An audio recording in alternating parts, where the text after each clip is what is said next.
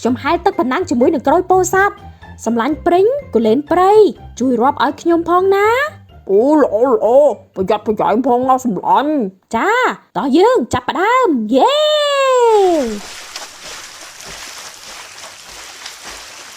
អូហូល្អមែននេះសម្លាញ់តាពីបកាយដូចគ្នាក៏ជាបកាយហែលទឹកមែនអូយប៉ុលមកហែលទឹកលេងជាមួយពួកយើងឯងសម្លាញ់សប្បាយណាស់ណា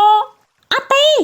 គ្នាអញហែលបានល្អជាងពួកអញរាប់សិបដងឯណោះតែគ្នាវាខ្ជិលមិនចង់ប្រជែងជាមួយស្វាយនិងក្រូចពោធិ៍សាត់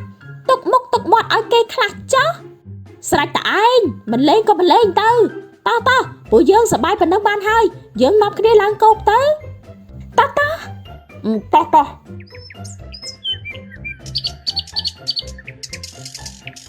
ព្រោះតាទីឆ្ងាញ់កាន់តែញ៉ាំកាន់តែជាប់ចាន